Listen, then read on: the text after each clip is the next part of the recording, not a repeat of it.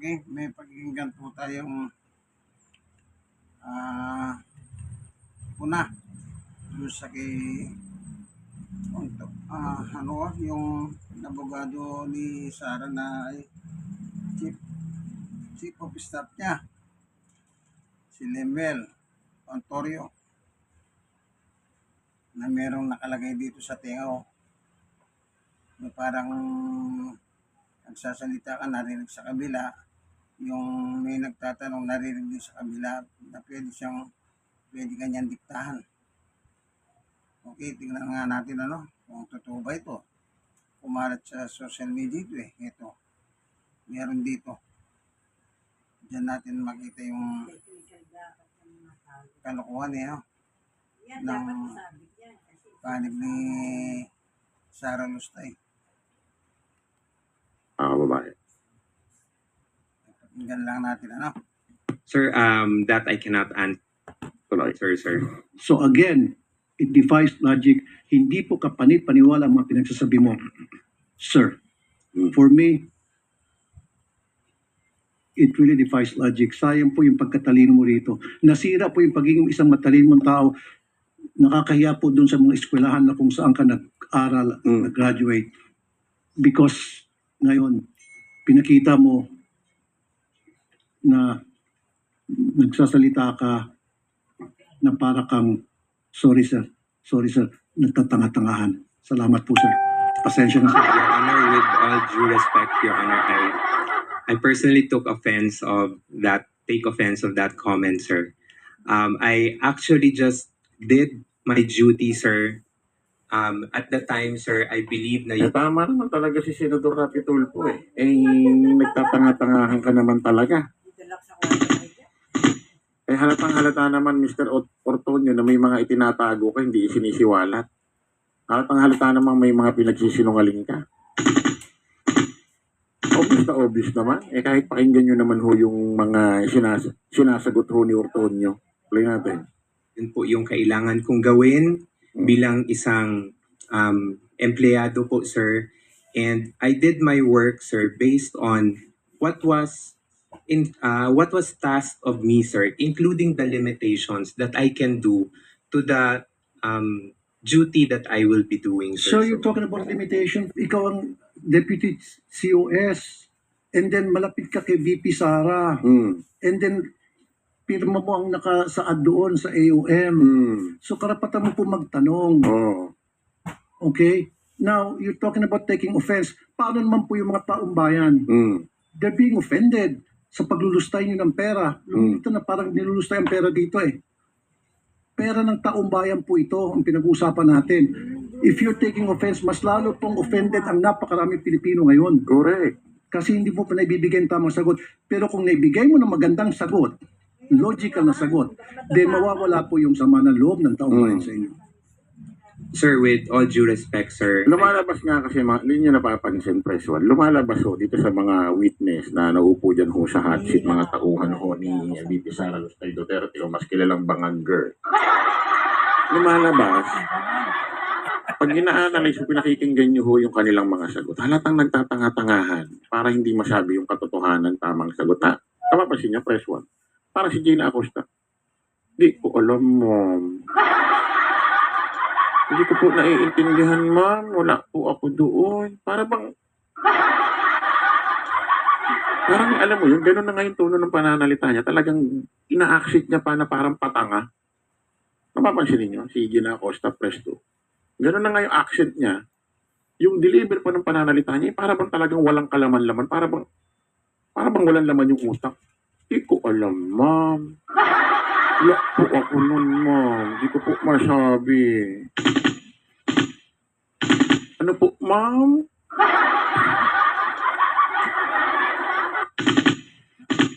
Halatang halata yung mga ginagawang nilalar. Kaya siguro itong mga ito ang binaon ni VP Sara Lustay Duterte sa kanyang opisina nung nasa national na siya. Siguro ito yung mga mga katransak, yung mga kasama niya na dati pa sa Davao para nagagawa yung mga gusto niyang pagawa. Nakuha niyo ibig ko sabihin, Prestre. Kita mo si, si Zulaika Lopez, from Davao, dinala niya sa National. Ibig sabihin, kung sino rin yung mga transaction niya ron para magawa niya yung gusto niya, yun din ang ibinaon niya rito. Parang smooth ang transaction. Kumbaga, dating gawin natin dito. Taga Davao yan lahat. From Davao, dinala nga niya rito nang maupo siyang Vice President. At si Lemon Ontorio naman, yung tatay niya, presidente ng isang negosyo ni Huy. Yung Huy na yun, yung isa sa mga pinangalanan ni former Senator Trillanes. Yan. Kaya mahukad din yan pag dumating yung panahon na ipatatawag si dating Senator Sonny Trillanes pag umupo siyang witness dyan. Oh. Kaya, kung nyo mapapansin, talagang nagtanga-tangahan talaga sila. Sa siyang banda, pinagtatakpan ang kanilang, sabi nga ng vlogger, ano sabi niya? Kay Sarah. Tuloy natin. Gusto niya. Yun din ang ibinaon niya rito. Parang smooth ang transaction. Kumbaga, dating gawin natin dito. Wala ako man, hindi ko po masabi. Yan. Parang, gano'n na ngayon to, no? Parang tinatanga pa yung way ng deliver. Parang ang nangyayari, nagsisinungaling na ito, pinaiikot niya pa yung mga senatorial judges. Parang pinasasakay niya sa tono ng pananalita niya na, hindi ko po naiintindihan yan, sir.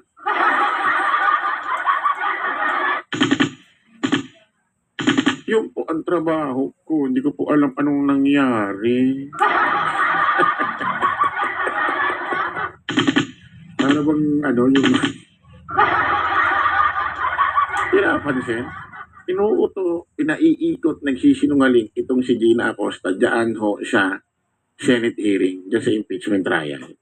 Ganito rin ho ang ginagawa ni Ortonio, nagtatanga-tangahan. Ganyan ho ang ginagawa ho nilang style, nagtatanga-tangahan. Wala ako dyan, ma'am. Di ko alam yan, sir. Di ko naiintindihan. Di mo, parang sarap, hindi mo naman, sarap sa bunutan na i-ano mo yun. Parang, hindi mo malaman, parang, ulang na lang, hawakan mo sa buk, tapos, kumino ka, ganun-ganunin mo, iwas-iwas mo yung ulo, ulang na lang.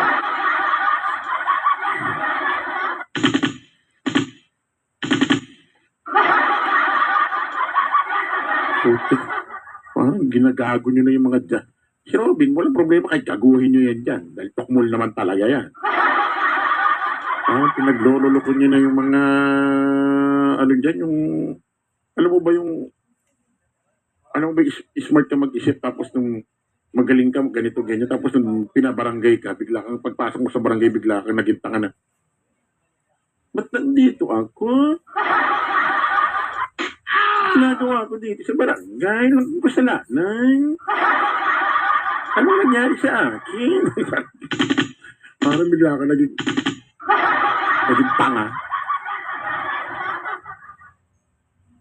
Believe, sir, this matter of the confidential fund, sir, is still pending the final decision, sir. We are currently still submitting our motion for reconsideration on this one, sir, and we still have not received any final reply on this one. What I'm talking about, sir, is yung mga sagot niyo po, it defies logic para sa isang matalinong tao. Kasi kung ako, sir, pinisenta sa akin. Taga muna, salamat kay Rosalina Caligura. Good afternoon, kauna natin watching here in Singapore. Sobrang halata si Sir Chris.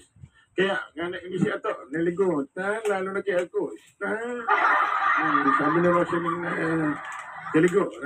Rosalina sila, magsapalipad mo, ha? Sapalipad pa ko, lahi mo. Pati ako na, ha? Na. Mga ganong klaseng dokumento at nagtanong ako at hindi nasagot na maayos, I will resign. Kaysa naman makulong ako. Kaysa naman maipit ako ngayon tulad nangyari sa'yo at saka mga previous witnesses. Di ba? Dalawa lang yun eh. Patuloy kang magbubulag-bulagan, pirma ka lang ng pirma dyan, nakapikit. Pero ang consequence yan, maaari kang makulong, maaari kang makasum. Anything can happen. Or, mag-resign ka na lang. Kung ako, I will resign. Mapapahama ako dyan, ba't ako pipirma dyan?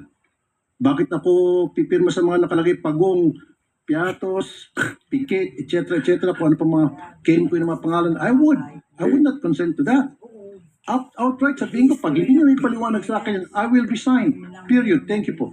Sir, that I cannot answer, sir. So again, Ayan, mga kababayan na. Ito naman, mga kababayan, hindi pa yan. Mahaba pa ito. Mabibista ito. At pag nabisto talaga to na anong nagsisinungaling, makakasuhan din ho ito, makukulong din itong mga ito. Ngayon lang yan. Ngayon lang yan. Tapos pag nakakulong na sasabihin, makikipagtulungan, sasabihin na lahat para iurong yung kaso. Anak na. Tinakot lang sila ng kampo ni Sara. Mga ganyan, mga lalabas niyan. Sabihin nyo na lahat dyan. Hindi rin kayo makatakas ba? Ay, Diyos, maniwala kayo. Managot yung boss nyo.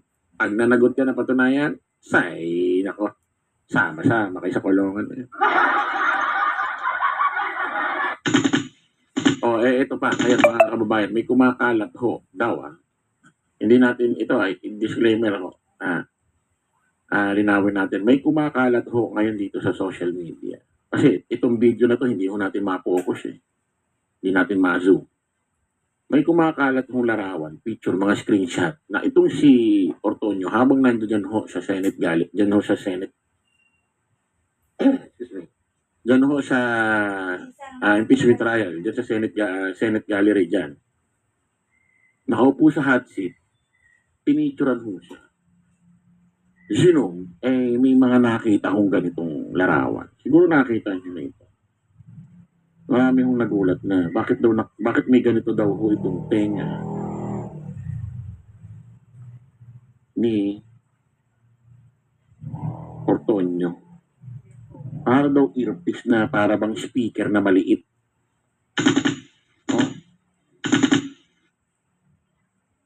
Ano yan? Ba't may ganyan? Yung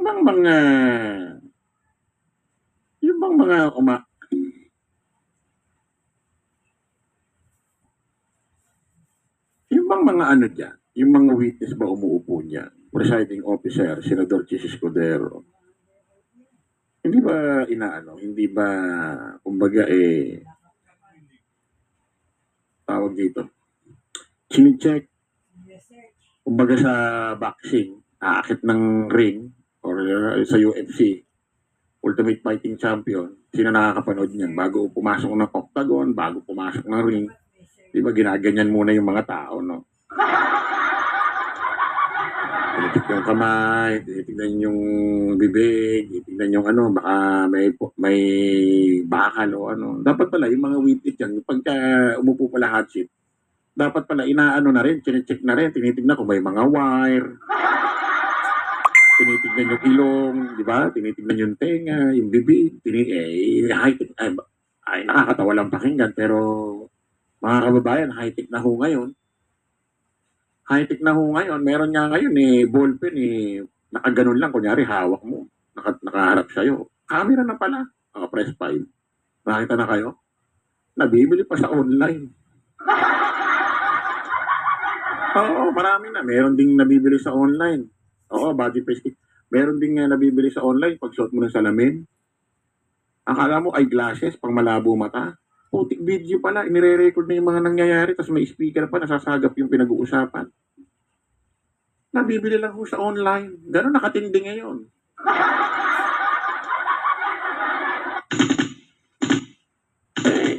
Kasi kung iisipin mo, bakit may ganyan sa tenga? Kung totoo man ito kung hindi man to edit o ano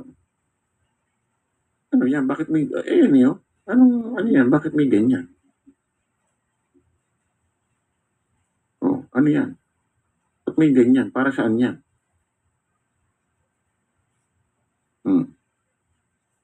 Kahit kayo magtataka. Para saan yan? Maliit na speaker. Speaker ba yan? Mikropo, ano ba yan? May nagko-coach ba? O may nagtuto? Ayan eh, oh. Ang linaw eh.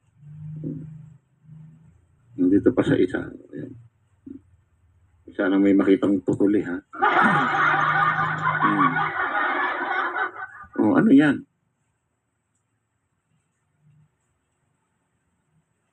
Di ba? Para saan yan? Ba't may magaganyan? Ba't may ilalagay sa tengang ganyan? Kung totoo man yan, hindi edit, ha? Sabi ni Cesar de los Reyes, parang si James Bond daw, tsaka si Tom Cruise. Di ba? Bakit ganyan? Anong dapat maano ito? Malinaw ito sa Monday. Dapat maliwanag ito sa Monday. Presiding officer, Senador Chis Escudero, pati President Gatchalian, dapat magbigay ho kayo ng konting statement about ho dito. Sa di umanong nakita sa social media na may ganyang parang earpiece sa tenga itong si Ortonio. Kasi kung totoo man yan, hindi, ang tagal na ko po yan, hindi nyo man lang ba natanong, oy Ortonio, anong ba andyan sa tenga mo? Ba't para kang may panghinunuli dyan? Anong meron dyan? Hindi nyo man lang nakita. Na anong meron dyan? Pakitignan niya, bunutin mo ngayon at tapos bigla mo iganon sa tenga mo, presiding officer Cheese. Tapos narinig mo ganito, no? Bigla mo narinig ganito. Hindi mo pag nagsabi ka ng totoo dyan, I'll imagine you, I'll cut in your head. Pag suot ni Jesus Escudero, narinig yung boses ni Sarah. Pag nagsabi ka ng totoo dyan, na-imagine ko talaga, pinuputulang kita ng... na-imagine ko, Antonio, toxic na relasyon natin na-imagine ko. Pag-suot ni Jesus Escudero, ano ba yung Antonio? Pag-suot niyo, narinig yung boses ni Sarah. I'll imagine you.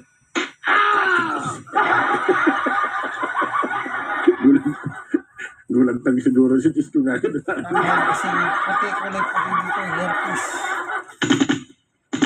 Babi. Pero ito, tapos dito. Pelikula.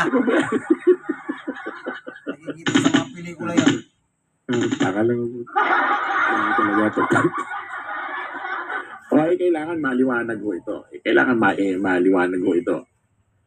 Kasi ano yan, viral trending ko ngayon sa Facebook yan. Kasi nakita raw talaga, legit daw yan. Sabi hindi raw edited yan pero maganda, malinaw sa Monday yan. Kung ano ba yan. Dapat pala, presiding officer, i-ano niya yan, medyo i-profile niyo or medyo tignan-tignan niyo yung mga witness na upo-upo dyan. Hindi niyo masabi kung ano na mga bit-bit niyan. Sabi ni Melanie Sales, baka hawak niya ang beat, Chris. Sabi ni Melanie Sales. Hindi nga, seryoso. Dapat pala yung mga witness dyan, tinicheck yung paa, tinitignan yung mga kamay, baka kung anong hawak na, baka kung ano-ano. Pero biro kasi marami ng high-tech na kagamitan ngayon. Hindi nyo masabi, may mga nagtuturo-turo na dyan, may mga nagpo-coach na dyan sa mga witness ninyo. Hindi nyo masabi. So mga kababayan, 5 p.m. 5 p.m. ho, mga kababayan, mga kanalays. Kita-kita ho tayo rito sa ating special live. Sa ating YouTube channel live, mamaya 5 p.m. About ho dito sa nangyaring, ibubulgar ho natin sa nangyaring birthday ho ni Mark Gamboa kagabi. At may, basta about kay Christian Esguerra ito. Ito nandun nakakakwentuhan namin ho si Liamas, mga kababayan. Nakakakwentuhan ko ho, nako po, Christian Esguerra, sabi ko siya, huwag mo na panoorin to. Baka maihi ka lang sa brief. Baka maihi ka lang sa brief. Teka lang, ha?